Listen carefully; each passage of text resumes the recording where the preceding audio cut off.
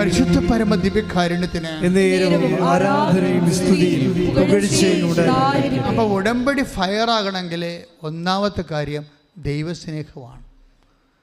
അതാണ് ഇത് പരിശുദ്ധാത്മാവിന്റെ ഫ്രൂട്ട് ഓഫ് ദി ഹോളി സ്പിരിറ്റിലും കറക്റ്റാണ്. അതെന്താണ്? സ്നേഹം, ക്ഷമ, ദയ, നന്മ, വിശ്വസ്തത, ആനന്ദം, ആത്മസംയമനം, അതെല്ലാം ഫ്രൂട്ട് ഓഫ് ദി ഹോളി സ്പിരിറ്റാണ്. ഇതിലാണിത് ഉടമ്പടി ഒരു സെക്ഷൻ, ഒരു സോഫ്റ്റ്വെയർ. അതാണ് ഉടമ്പടി ഫയർ ആകുന്ന ഒരു പ്രധാനപ്പെട്ട കാരണങ്ങൾ. Powered by fruit of the holy സ്പിരിറ്റാണ്. പരിശുദ്ധാത്മാവിൻ്റെ ഫലങ്ങൾ എന്താണെന്ന് കണ്ടെത്തിയിട്ട് അതനുസരിച്ച് നിങ്ങളുടെ മനസ്സും ജീവിതവും ടോൺ ചെയ്താൽ ഉടമ്പടി പെട്ടെന്ന് ഫയർ ആകും. കാര്യം ഇത് അതിലാണിത് പവർ ചെയ്തിരിക്കുന്നത്. ഇനി മരിയ സ്പിരിച്വാലിറ്റിയിൽ ഇത് ഫയർ ആകും പെട്ടെന്ന്. മരിയ സ്പിരിച്വാലിറ്റിയിലും തുടങ്ങണ ദൈവസ്നേഹത്തിൽ നിന്നാണ് തുടങ്ങണത്. ഇപ്പം ഞാനെന്താ നിങ്ങളോട് പറഞ്ഞത്? നിങ്ങൾക്ക് മിനിമം ദൈവസ്നേഹത്തിലാണ് ഈ സംഭവം ചെയ്യേണ്ടത്. ദൈവത്തെ സ്നേഹിക്കണം. അപ്പോൾ നമുക്ക് തോന്നും ദൈവത്തെ എല്ലാവരും അറിയിക്കണം, ദൈവത്തിനെ അറിയാൻ പാലാത്തവർ അറിയിക്കണം, അറിഞ്ഞവരെ ആഴപ്പെടുത്തണം, അവർക്ക് സാക്ഷ്യപ്പെടുത്തണം, ദൈവത്തെ മഹത്വപ്പെടുത്തണം, അങ്ങനെ സാക്ഷിയാകണം. ഇപ്പം ചില ആൾക്കാർ ഉടമ്പടി കത്താത്തത് എന്താണ്? അവർ ഇതിൻ്റെ അകത്ത് വന്ന് തന്നെ ശപിക്കപ്പെട്ടവരായി മാറുന്ന ആൾക്കാരുണ്ട്. ഞാൻ കണ്ടിട്ടുണ്ട്. ആത്മാവിനോട് വിവേചിച്ച് പറഞ്ഞിട്ടുണ്ട്. ചിലർ ഇതിൽ വന്ന് ശപിക്കപ്പെട്ടവരായി മാറുന്നുവെന്ന്. എന്താ കാര്യം? അവരിവിടെ വരുമ്പോൾ തന്നെ തീരുമാനിക്കും സാക്ഷ്യം പറയരുതെന്ന്. അതാണ് പ്രശ്നം. സാക്ഷ്യം പറയരുതെന്ന്. ഇപ്പം ചില കള്ളസാക്ഷികളില്ലേ, കള്ളസാക്ഷികൾ എന്തെല്ലാം പറഞ്ഞാൽ ഹെറോദോസില്ലേ, ഹെറോദോസ് എന്താ പറഞ്ഞത്? ഹെറോദോസിൻ്റെ മുമ്പിൽ അതായത് ഇതുപോലെ ഒരു കാര്യവും അവർ പറയരുത് അങ്ങോട്ട് തീരുമാനിക്കും. പറയരുത്, സാക്ഷ്യം പറയരുത്. പറഞ്ഞാൽ നാണക്കേടാണ്. മറ്റുള്ളവരറിയും, ഞങ്ങളുടെ നാട്ടുകാരറിയും, വീട്ടുകാരറിയും. അപ്പോൾ ഞങ്ങൾ പണ്ട് അങ്ങനെയാണെന്ന് അവർ ധരിക്കും, അപ്പോൾ ഞങ്ങൾക്ക് കുറച്ചിലാകും എന്ന് വിചാരിച്ചുകൊണ്ട് സാക്ഷ്യം പറയരുതെന്ന് ധരിച്ചുകൊണ്ട് തന്നെ തീരുമാനിച്ചുകൊണ്ട് അകത്ത് കയറും. മിക്കവാറും അവിടെ ആത്മാവിന് വരെ പ്രശ്നമായിട്ട് ഇവിടുന്ന് പോകത്തുള്ളൂ. കാര്യം നിങ്ങളെ എവിടെയാണ് വന്നത് നിങ്ങൾക്കൊരു പിടിയുമില്ല. വയറ്റിപ്പഴപ്പിന് വേണ്ടി വന്നതാണ്, പക്ഷേ ദൈവത്തിന് ആദ്യം ഒതുക്കാമെന്ന് തീരുമാനിച്ചുകൊണ്ടാണ് വന്നിരിക്കുന്നത്. ദൈവത്തിനിട്ട് ആദ്യം തന്നെ പണിയാവെന്നും പറഞ്ഞുകൊണ്ടാണ് വന്നിരിക്കുന്നത്. അതല്ലേ? അതാണ് പ്രശ്നം. സാക്ഷ്യം പറയരുത്. ദൈവത്തെ മരിയ സ്പിരിച്വാലിറ്റിയുടെ എന്താണ് ഇത്? Powered by Marian covenant, powered by Maria spirituality എന്ന് പറയുമ്പോൾ മരിയ സ്പിരിച്വാലിറ്റിയുടെ ആദ്യത്തെ ഘടകം എന്താണ്? ലുക്ക 1:46 അമ്മയുടെ സ്വസ്ത്രഗീതമാണ്. വായിക്കട്ടെ, ശ്രുതിക്കട്ടെ. Hallelujah hallelujah hallelujah hallelujah hallelujah യേശുവേ നന്ദി. Hallelujah hallelujah hallelujah hallelujah. ലൂക്ക 1:46. അതായത് നമ്മളിപ്പോൾ എന്താ പറയണത്? Marian covenant powered by Maria spirituality. Maria സ്പിരിച്വാലിറ്റിയുടെ ഒന്നാമത്തെ ഘടകം മരിയൻ ആത്മീയതയുടെ ഒന്നാമത്തെ ഘടകം എന്താണ്? സ്വസ്ത്രഗീതത്തിൻ്റെ ഒന്നാമത്തെ വാക്കാണ് ലുക്ക 1:46. Read it. എന്റെ ആത്മാവ് കർത്താവിനെ മഹത്വപ്പെടുത്തുന്നു. ഒന്ന് പറഞ്ഞേ, എന്റെ ആത്മാവ് കർത്താവിനെ മഹത്വപ്പെടുത്തുന്നു. എന്റെ ചിത്തം എന്റെ രക്ഷകനായ ദൈവത്തിൽ ആനന്ദിക്കുന്നു. Praise the Lord. ഇതാണ് പരിശുദ്ധാത്മാവിന്റെ സംഭവം. സ്നേഹം, ആനന്ദം. ഞാൻ പറഞ്ഞില്ലേ Marian covenant powered by fruit of the Holy Spirit എന്ന് പറഞ്ഞില്ലേ. മരിയൻ കവനന്റ് ഫയർ ആകുന്നത് ഫ്രൂട്ട് ഓഫ് ദി ഹോളി സ്പിരിറ്റാണ്. അത് ഗലാത്യർ 5:22. അതിനകത്ത് എന്താ? ഒന്നാമത്തത് സ്നേഹം, രണ്ടാമത്തെ എന്താണ്? ആനന്ദം. അത് തന്നെയല്ലേ ഇത്? അത് തന്നെയല്ലേ മരിയ സ്പിരിച്വാലിറ്റി വരണത്, മരിയ സ്വസ്ത്രഗീതത്തിൽ വരണത്. മരിയ സ്വസ്ത്രഗീതത്തിൽ എന്താ? ഒന്നാമത്തെ എന്താണ്? എൻ്റെ ആത്മാവ് കർത്താവിനെ മഹത്വപ്പെടുത്തുന്നു. പിന്നെന്താണ്? എൻ്റെ അന്തരംഗം രക്ഷകനായ ദൈവത്തിൽ ആനന്ദം കൊള്ളുന്നു. അപ്പോൾ സ്നേഹവുമായി ആനന്ദവുമായി രണ്ടും സെയിമാണ്. കാര്യം എന്താ പ്രശ്നം വെച്ച് കഴിഞ്ഞാൽ അമ്മ മരിയ സ്വസ്ത്രഗീതം ഉണ്ടാകുന്നത് എങ്ങനെയാണ്? പരിശുദ്ധാത്മാവ് നിറഞ്ഞിട്ടാണ് അമ്മ ഇത് പറയണത്. പരിശുദ്ധാത്മാവ് നിറയുമ്പോഴാണ് അമ്മ മറിയത്തിൻ്റെ സ്വസ്ത്രഗീതം പറയണത്.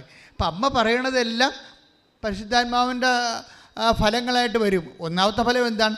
എൻ്റെ ആത്മാവ് കർത്താവിനെ മഹത്വപ്പെടുത്തുന്നു.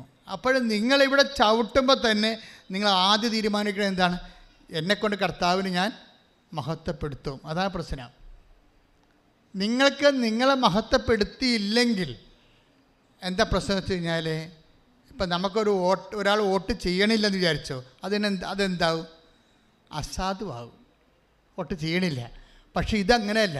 ഇത് മഹത്വപ്പെടുത്താതിരുന്നാൽ അതിന് എതിർ പാർട്ടിക്ക് ആ വോട്ട് വരും.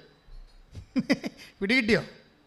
നിങ്ങൾ ദൈവത്തെ മഹത്വപ്പെടുത്താൻ പറ്റത്തില്ല, എൻ്റെ നാട്ടുകാരറിയും വീട്ടുകാരറിയും മക്കളറിയും എന്നെ കളിയാക്കുമെന്നൊക്കെ പറഞ്ഞ് നിങ്ങളിങ്ങനെ ഉൾവരികയാണെങ്കിൽ നിങ്ങളെ ദൈവത്തെ മഹത്വപ്പെടുത്താൻ പറ്റുകയെന്ന് തീരുമാനിച്ചു കഴിഞ്ഞാൽ ഈ വോട്ട് ആർക്ക് കിട്ടി, മഹത്വം ആർക്ക് കിട്ടും? മഹത്വം അസാധുവാകത്തില്ല, മഹത്വം പിശാചിന് കിട്ടും. അതാണ് വിഷയം. അത് നിങ്ങൾ മനസ്സിലാക്കണം. ദൈവത്തെ മഹത്വപ്പെടുന്ന പോരായ്മയെ കരുതിയതിനാൽ പിന്നെന്താ പറ്റണത്? ആത്മവികാരങ്ങൾ ഏൽപ്പിക്കും, പിശാചിനെ ഏൽപ്പിച്ചു കൊടുക്കപ്പെടുന്നു. അതല്ലല്ലോ റോമ 1:9-29 വായിച്ച് ശ്രദ്ധിക്കട്ടെ.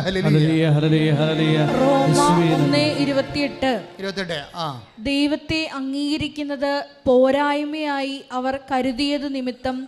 ദൈവത്തെ അംഗീകരിക്കുന്നത് പോരായ്മയായി, തങ്ങളുടെ ജീവിതത്തിൽ ദൈവം പ്രവർത്തിച്ചു എന്ന് അംഗീകരിക്കുന്നത് പോരായ്മയെ കരുതിയാൽ ഉള്ള കുഴപ്പം എന്താണ്? അധമ വികാരത്തിനും അനുചിത പ്രവർത്തികൾക്കും ദൈവം അവരെ വിട്ടുകൊടുത്തു. പിന്നെ ദൈവത്തിൻ്റെ അടുത്ത് ഒരു കിട്ടുന്നില്ലെങ്കിൽ ഈ സാധനത്തെ വിട്ടുകൊടുക്കും. അത് പണ്ട് പോലെയുള്ള പരിപാടിയാണത്. വെറുതെ വന്നെന്തിനാ പണി മേടിക്കണത്? അതിനെ ഞാൻ ചോദിക്കണത്. ഞാൻ എല്ലാ ദിവസവും ക്ലാസ്സിലൊക്കെ പറയും, ആലപ്പുഴ വന്ന് പണി മേടിക്കരുത് കേട്ടോ, വീട്ടിലിരിക്കാൻ പറ്റില്ല ചോദിക്കും. ഉള്ള വണ്ടിക്കാഴ്ചകളിൽ ലാഭമാണല്ലോ എന്ന് ഞാൻ പറയും. എന്താ കാര്യം വെച്ച് കഴിഞ്ഞാൽ ഇവിടെ വരുമ്പോൾ സത്യദൈവത്തെ കാണാം. ചുമ്മാ കണ്ടെന്നും പറഞ്ഞുകൊണ്ടെങ്കിൽ സിനിമ കണ്ടടിച്ചും തിട്ടിക്കരിങ്കിൽ ഇറങ്ങിപ്പോണ പോലെ ഇറങ്ങിപ്പോകാൻ പറ്റത്തില്ല. നിങ്ങൾ കണ്ടെങ്കിൽ കണ്ടത് സാക്ഷ്യം വഹിക്കണം. കണ്ടത് എന്തിനു വേണ്ടിയാണെന്ന് ബൈബിൾ പറയുന്നുണ്ട്. ഞങ്ങൾ കണ്ടത് take the bed of God. ശ്രദ്ധിക്കട്ടെ. Hallelujah hallelujah hallelujah hallelujah hallelujah. 1:1 ശ്രദ്ധിക്കട്ടെ. വായിച്ചോളൂ. 1 യോഹന്നാൻ 1:2. 1 യോഹന്നാൻ 1:2.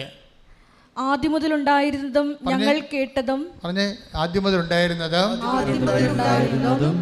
ഞങ്ങൾ കേട്ടതും സ്വന്തം കണ്ണുകൊണ്ട് കണ്ടതും സൂക്ഷിച്ചു വീക്ഷിച്ചതും കൈകൊണ്ട് സ്പർശിച്ചതുമായ ജീവന്റെ വചനത്തെ പറ്റി ഞങ്ങൾ അറിയിക്കുന്നു.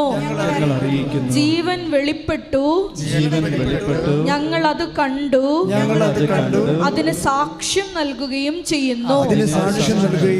കൈയടിച്ച് കർത്താവേ.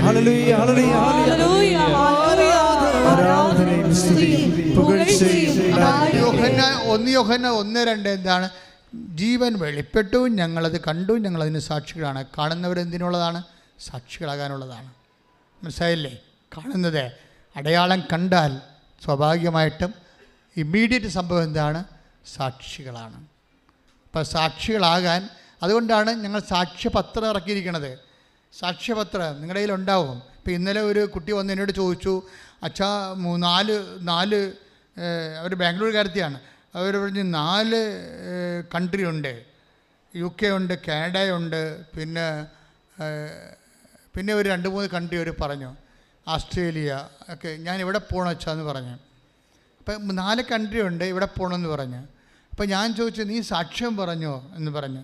അപ്പോൾ സാക്ഷ്യം പറഞ്ഞോ എന്ന് പറഞ്ഞു. ഉടനെ അവൾ പേപ്പർ എടുത്ത് കാണിച്ചു.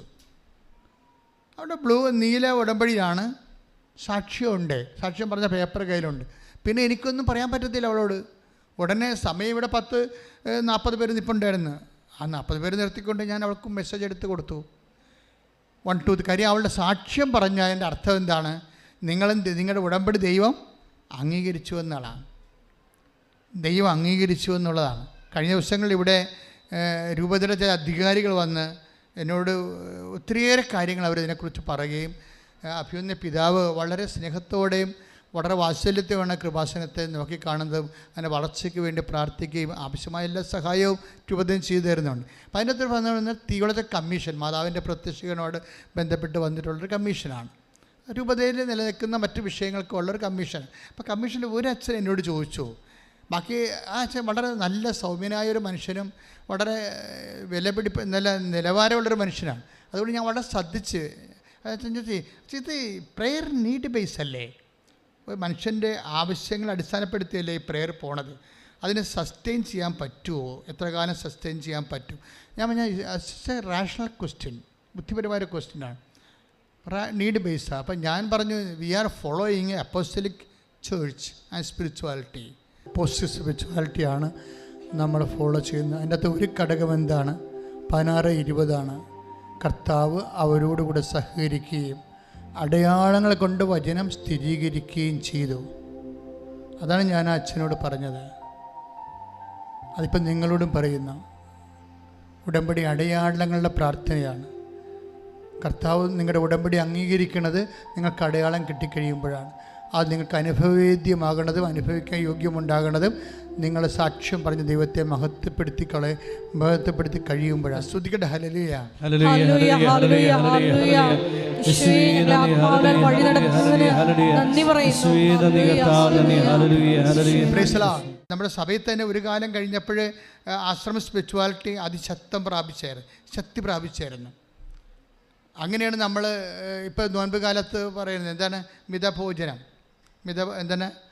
കൊതിക്ക് മിതഭോജനം എന്നല്ലേ പറയണത്. അപ്പോൾ അത് ആശ്രമ സ്പിരിച്വാലിറ്റിയിൽ നിന്ന് വന്ന സംഭവമാണ്. കൊതിക്ക് എങ്ങനെ മിതഭോജനം ഉണ്ടാണ്? കൊതി എന്തുമാത്രം ആൾക്കാർക്ക്, ഭക്ഷണത്തിന് മാത്രം ആൾക്കാർക്ക് കൊതിയുള്ള, അതൊക്കെ എന്തോ പറഞ്ഞ് കാലഹരണപ്പെട്ടതാണ്. മനുഷ്യന് ഇപ്പോൾ കാറിനും വീടിനും അല്ലേ കൊതി അല്ലേ? എത്രയോ വീടാണ് കുഴിമാടം പോലെ കിടക്കണം. ആരും നാട്ടിലില്ലല്ല. ബംഗാളികളെ ഏൽപ്പിച്ചിട്ട് വീട്ടിൽ പോയി അവർ പോയിരിക്കുകയല്ലേ. എന്തിനാണ് ആ വീട് വെച്ചത് അവർ? ആ വീട് വെച്ച കാലത്ത് അവിടെ ജീവിച്ചിരിക്കുന്ന കാലങ്ങൾ ആ അയൽവാസികളുടെ ഇടയിൽ ഒരു വില ഉണ്ടാകാനാണ്. ഈ മക്കളെയൊക്കെ നിങ്ങൾ പറഞ്ഞ എല്ലാവരെയും യൂറോപ്പിൽ വിടുന്നത് എന്താണ്? ഫസ്റ്റ് സംഭവം വീട് വെക്കാൻ തന്നെയല്ലേ? അതാണ് സംഭവം. കുറച്ച് കടം മാറാനും പിന്നെ അടുത്ത പരിപാടി എന്താണ്? വീട് വെപ്പ്. വേറെ കാര്യമൊന്നുമില്ല. പിന്നെ വീട് വെച്ച് കഴിഞ്ഞാൽ പിന്നെ എന്താണ്? കാറ് മേടിക്കൽ. ഇതിൻ്റെ അകത്ത് മലയാളിക്ക് വേറെ സ്വപ്നങ്ങളൊന്നും ഇല്ലല്ലോ. അപ്പോൾ ഒരു മിനിമം സ്വപ്നത്തിലായി സാധനം വർക്കൗട്ട് ചെയ്ത് പോണത്. അപ്പോൾ എന്താ പ്രോബ്ലം വെച്ച് കഴിഞ്ഞാൽ ഇതിനെക്കുറിച്ച് നിങ്ങൾക്ക് പെട്ടെന്നുള്ള തീരുമാനം എടുത്തിരിക്കുന്ന കാരണം നാളെ കാലങ്ങളിൽ ഇതെങ്ങനെ വർക്കൗട്ട് ചെയ്യണമെന്ന് അറിയത്തില്ല. അത് കാരണം ആരുമില്ല. അപ്പനും അമ്മയും വീട് വെച്ച് അപ്പനും അമ്മയും ഉൾപ്പെടെ ഈ രാജ്യത്തില്ല. അതെല്ലാം വെറുതെ കിടക്കുകയാണ്. എന്നിട്ട് എല്ലാവരും ഒരു ക്യാമറ കണ്ടുപിടിച്ച കാരണം വലിയ അനുഗ്രഹമാണ്. 9 മീറ്ററും മതിലും കെട്ടി ക്യാമറയും വെച്ചിരിക്കുകയല്ലേ. അതിൻ്റെ അകത്ത് പൂച്ച കയറിയാലും അവർ അമേരിക്ക ആയിരുന്നു കാനഡ ആയിരുന്നുണ്ട്. ഞങ്ങളുടെ വീട്ടിൽ പൂച്ച കയറിയത് നമ്മൾ അവിടെ ഇരിക്കും. അല്ല, ഈ പൂച്ച ഇവിടുന്ന് വന്നാണെന്നൊക്കെ ചോദിച്ചാൽ ഇംഗ്ലീഷ് ചോദിച്ചുകൊണ്ടിരിക്കും. മലയാളത്തിൽ വീട് വെച്ചിട്ട് ഇംഗ്ലീഷിൽ പൂച്ച വന്ന കാര്യം ചോദിച്ചു. വല്ല കഥയുണ്ടാ? ഇങ്ങനെ പൊട്ടന്മാരുടെ ഒരു ലോകമായിട്ട് ഇങ്ങനെ മാറുകയാണ് ഇൻവെസ്റ്റ് ചെയ്ത്. അപ്പോൾ ഇൻവെസ്റ്റ് ചെയ്യുമ്പോൾ ഒന്ന് സൂക്ഷിക്കണം. ഇത്രയും ഇപ്പോൾ 50 ലക്ഷത്തിനൊക്കെ ലോൺ എടുത്തിട്ടാണ് ഈ സംഭവം ചെയ്യണതേ. ഇപ്പോൾ ഈ ആൾക്കാർ ജപ്തിയാണെന്നൊക്കെ പറഞ്ഞ് വരുന്നില്ലേ. ഇപ്പം ചിലരോട് എനിക്ക് സംശയം തോന്നും, ഈ ജപ്തി എങ്ങനെ വന്നതാണ്? എന്തിന് മേടിച്ചതാണ്? ഇത് വീട് വെക്കാൻ മേടിച്ചതാണ്. എത്ര ലക്ഷം എടുത്ത്? 50 ലക്ഷം എടുത്ത്. 50 ലക്ഷത്തിൽ എന്ത് സംഭവിച്ച്? 50 ലക്ഷത്തിന് എടുത്തിട്ട് പിന്നെ എന്ത് കടം വന്നത്? അത് അപ്പോൾ ഭർത്താവിനും മകനും ജോലി ഉണ്ടായിരുന്നു. പിന്നെയാണ് കൊറോണ വന്നത്. അപ്പോൾ ജോലി പോയി, അപ്പോൾ കടമായി, ഇപ്പം അത് വിൽക്കാൻ നടക്കുകയാണ്. അപ്പോൾ ഈ ഒരു വിഷയം നിങ്ങൾ അത്തമ വികാരങ്ങൾ കേൾപ്പിച്ച് കൊടുക്കുന്ന സാധനമില്ലേ, അതാണ് ഈ വർക്കൗട്ട് ചെയ്തിരിക്കുന്നത്. നിങ്ങളുടെ പരിശുദ്ധാത്മാവ് മിനിമം ഉണ്ടായിരുന്നെങ്കിൽ നിന്നെ കൊണ്ട് ദൈവം ആ സംഭവം ചെയ്യിക്കത്തില്ല. എന്താ കാര്യം? ദൈവത്തിനറിയാൻ കൊറോണ വരുമെന്നും ലോകം മുഴുവൻ അടച്ചിടുമെന്നും നിങ്ങൾക്കറിയത്തില്ലല്ലോ. ഇതുകൊണ്ടാണ് ദൈവത്തെ കക്ഷി ഇറക്കണമെന്ന് പറഞ്ഞതിൻ്റെ കാര്യം. ഞാൻ പറഞ്ഞ് മനസ്സിലാകുന്നതോടല്ല. ഈ 50 ലക്ഷത്തിന് വീട് വാങ്ങിച്ചിട്ട് ഇപ്പോൾ 80 ലക്ഷം പലിശ ഉൾപ്പെടെ ആക്കിയിരിക്കുന്ന ആൾക്കാരെ വീട് വെച്ചപ്പോൾ തന്നെ ദൈവത്തിന് അറിയാമായിരുന്നു കൊറോണ വരുമെന്ന്. ഇവർക്കറിയാൻ പാടില്ലായിരുന്നു കൊറോണ വരുമെന്ന്. അതുകൊണ്ട് അവരെന്നാ ചെയ്ത് വലിയ പലിശക്ക് വീട് വെച്ചിരിക്കുകയാണ്. ഇപ്പം വീട് പലിശ കൂടി വീട് ഇവരെ വിഴുങ്ങണ ഒരവസ്ഥയിലായി. അതെന്താ പ്രശ്നം? പണ്ട് വീട്ടിലാണ് നമ്മൾ കിടന്നത്. ഇപ്പം വീടിപ്പം നമ്മുടെ പുറത്ത് കിടക്കുക. ഇത് ഭൂമി കുലുക്കാൻ വരുമ്പോൾ വീട് നമ്മുടെ പുറത്ത് കിടക്കത്തില്ലേ? ഭൂമി കുലുക്കാൻ വരുമ്പോൾ വീട് ഇപ്പം തുർക്കിയിൽ എത്രയോ ആൾക്കാരുടെ മെത്താൻ വീട് കിടക്കണത്. അതുപോലെ തന്നെയാണ് ഈ മലയാളത്തിലും കിടക്കണത്. ഒത്തിരി പേരുടെ പുറത്ത് വീട് കിടക്കുകയാണ്. ലോൺ എടുത്തതാണേ. ഇതാണ് റോമ 1:28. ദൈവത്തെ അംഗീകരിക്കുന്നത് പോരായ്മയെ കരുതി. ദൈവത്തെ ഭയപ്പെട്ടില്ല. അയൽവാസിയുടെ മുമ്പിൽ ആൾ കളിക്കാൻ ചെയ്ത പരിപാടിയാണ്. ഇനി നിങ്ങൾക്ക് വേറൊരു കാര്യം അറിയാമല്ലോ, ഈ വീടെല്ലാം വെപ്പിച്ചിരിക്കുന്നത് ആരാ? ഒന്നെങ്കിൽ മൂത്ത മകൻ അല്ലെങ്കിൽ ഇളയ മകൻ ആണ് ഈ വീട് വെപ്പിച്ചിരിക്കുന്നത്. ഞാൻ ശരിയാക്കി തരാമെന്ന് പറഞ്ഞ് പപ്പുനെപ്പോലെ പറഞ്ഞിരിക്കുകയാണ്. ഞാൻ ഇപ്പം ശരിയാക്കി തരാമെന്ന് പറഞ്ഞ് അവനും കൂടെ പോയി എവിടെയെങ്കിലും പോയി. ഇന്നൊരു സാക്ഷ്യം ഞാൻ കേട്ടു, ഒരു വീട് വെക്കാൻ നിവൃത്തിയില്ല. അപ്പം തന്നെ മകൻ വന്ന്, അമ്മേ നമ്മുടെ പ്രശ്നങ്ങളെല്ലാം തീർന്ന്. എന്താണ്? ഞാൻ ലോൺ ശരിയാക്കിയിട്ടുണ്ട്. അപ്പോൾ ലോൺ ശരിയാക്കണമെന്ന് പറയുമ്പോൾ ഇനി അവൻ്റെ പേരിൽ ആ വസ്തു, ഈ അമ്മ പൊട്ടിയല്ല, അവൻ്റെ പേരിൽ വസ്തു എഴുതി കൊടുക്കണമേ. അതാണ് വിഷയമേ. ലോൺ ശരിയാക്കിയെന്ന് പറയുമ്പോൾ അവൻ ശരിയാക്കിയെന്നല്ല പറയേണ്ടത്. അവരെല്ലാം ലോൺ കൊടുക്കാമെന്ന് പറഞ്ഞിരിക്കണത്. എവിടുത്തെ ഈ ഇന്ത്യയിലെ ഏറ്റവും വലിയ പലിശ മേടിക്കുന്ന ചിട്ടി കമ്പനിയിൽ നിന്ന് ലോൺ ശരിയാക്കിയെന്നാണ് പറയണത്. അപ്പം അമ്മ വിചാരിക്കും നല്ല കാര്യം, ലോൺ ശരിയാക്കിയല്ല. അപ്പോൾ ഈ ലോൺ ശരിയാക്കുമ്പോൾ ഈ ചിട്ടിക്കമ്പനിയുടെ പേരൊന്നും പറയണില്ല, അവരുടെ കേസ് കൊടുക്കും എനിക്കെതിരെ. ചിട്ടിക്കമ്പനിയിൽ ലോൺ ശരിയാക്കിയെന്ന് പറയുമ്പോൾ തന്നെ ഇനി ന്യൂട്രലായിട്ട് അടുത്ത സെക്ഷൻ എന്താണ്? ഇവൻ്റെ പേരിൽ വീട് സ്ഥലം എഴുതി കൊടുക്കണം. എഴുതി കൊടുക്കാൻ കുഴപ്പമില്ല. അധമവികാരം തന്നെ കണ്ടില്ലേ, വേറെ 3-4 പേരുണ്ടേ. ചേച്ചി ആ കെട്ടിച്ചൂട്ട മക്കൾക്ക് പച്ചത് കൊടുത്തിട്ടില്ല. കെട്ടിച്ചൂട്ട മക്കളെ സ്വലാം പറഞ്ഞു വിട്ടിരിക്കുകയാണ്. അവർക്കൊന്നും കൊടുത്തിട്ടില്ല. അവർക്ക് അപ്പനും അമ്മയും ഇന്നലെ നാളെ ഇത് വിറ്റ് കൊടുക്കുമെന്ന് ഇവനെ അറിയാം. അതുകൊണ്ടാണ് ഇവൻ ലോൺ ശരിയാക്കിയത്. ഇവൻ ശരിയാക്കിയത് ലോണല്ല, കെട്ടിച്ചൂട്ട പെങ്ങന്മാരാണ് ശരിയാക്കിയിരിക്കുന്നത്. അത് ഈ പാവപ്പെട്ട അമ്മക്കറിയാമോ? ഇതാണ് കളി, അധമ വികാരം എന്ന് പറയുന്ന സംഭവം. അപ്പോൾ സഹോദരങ്ങളെ ചതിച്ചത് കൊണ്ട്, ഇപ്പോൾ സഹോദരങ്ങളെ ഓർത്തിട്ട് ഒരു പെണ്ണിനെ, ഒരു സഹോദരിയെ ദൈവം രക്ഷിച്ചു കണ്ടില്ലേ, ഇത് സഹോദരങ്ങളെ ചതിക്കുകയാണ് ചെയ്യണത്. സഹോദരനെ കൊടുക്കാതിരിക്കാൻ വേണ്ടി ഉടായ്പകളെ കണ്ടുപിടിച്ചിട്ട് ന്യൂട്രായിട്ട് അപ്പനെയും അമ്മയും, ബുദ്ധിയില്ലാത്ത അപ്പനെയും അമ്മയും അകപ്പെടുത്തിയിട്ട് ഇവൻ വസ്തു സ്വന്തമാക്കുന്ന ഒരു രംഗമാണ് കാണുന്നത്. ഇപ്പം നിങ്ങൾ ചിന്തിക്കേണ്ട വിഷയം എന്താ വെച്ച് കഴിഞ്ഞാൽ, എന്തിനാണ് ഇളയ മകനോ മൂത്ത മകനോ ഇത്രയും ഈ വസ്തുവിൻ്റെ മേൽ ഇത്രയും വലിയ ഹ്യൂജ് ലോൺ എടുക്കണത്? എന്തിനാണ്? അവന് കല്യാണം കഴിക്കാനാണ്, വേറെ ഉദ്ദേശമൊന്നുമില്ല. 3 നിലയ്ക്കാണ് വെച്ചിരിക്കണത്. ഇപ്പം നമ്മുടെ അംബാനിയുടെയൊക്കെ വീട് പോലെ ചില വീടുകളിലൊക്കെ ഹെലികോപ്റ്റർ ഇറങ്ങാൻ പറ്റുന്ന രീതിയിൽ ചെയ്തിരിക്കണത്. എങ്ങനെ ഇവിടുന്ന് പോകുമല്ല. അപ്പോൾ ഇവിടെ വിമാനത്താവളം നെടുമ്പാശ്ശേരി ഇറങ്ങുന്നതിന് പകരം ഞങ്ങളുടെ വീടിൻ്റെ മുകളിൽ തന്നെ വന്ന് ഇറങ്ങാമെന്ന് പറഞ്ഞാൽ പല ആൾക്കാരും വീട് വെച്ചിരിക്കണത്. അത്രയും കരുതിക്കൂട്ടി അധമവികാരം തന്നെ ഓരോ കണ്ടില്ലേ. റോമ 10:9 ചില വീടിൻ്റെ മുകളിൽ സ്വിമ്മിംഗ് പൂളായിരിക്കണത്. ഇതാര് വെപ്പിച്ചതാ? ആ മൂത്ത മകനോ ഇളയ മകനോ. എന്താ അവൻ്റെ പ്രശ്നം? കല്യാണം കഴിക്കണം. അപ്പോൾ ഈ സ്വിമ്മിംഗ് പൂളുള്ള വീട് കാണിച്ചിട്ട് കല്യാണം കഴിക്കാൻ പോണ പെണ്ണെടുക്കുന്ന സ്ത്രീധനം അടിക്കാൻ വേണ്ടി ചെയ്ത പരിപാടിയാണിത്. അതാണ് പ്രശ്നം.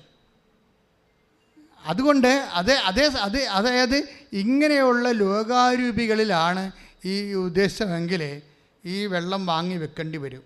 കാര്യം ഈശോ ചോദിക്കുന്ന ഒരു ചോദ്യമുണ്ട്, വാട്ട് സ്പിരിറ്റ് ലീഡ്സ് യു? കഴിഞ്ഞ ആഴ്ച കണ്ടതാണ്. എന്താണ്? എന്തരൂപിയാണ് നിങ്ങളെ നയിക്കണത്? കണ്ടവൻ്റെ പെമ്മക്കളുടെ സ്ത്രീധന